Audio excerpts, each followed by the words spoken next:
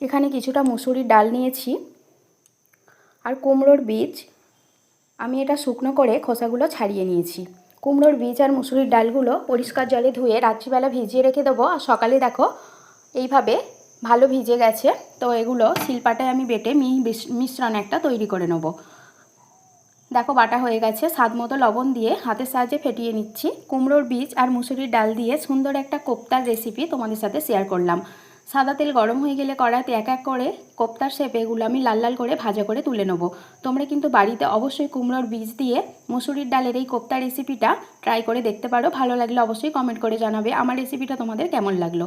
ওই তেলেতেই দুটো বড় সাইজের পেঁয়াজ হালকা ব্রাউন কালার করে ভাজা হয়ে গেলে কিছু মশলা অ্যাড করব।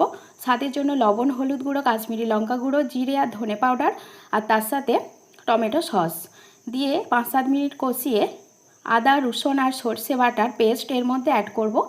মশলা থেকে তেল ছেড়ে গেলে একটু জল দিয়ে দেবো। গ্রেভিটা ফুটে এলে এক এক করে কোপ্তাগুলো দিয়ে দেবো।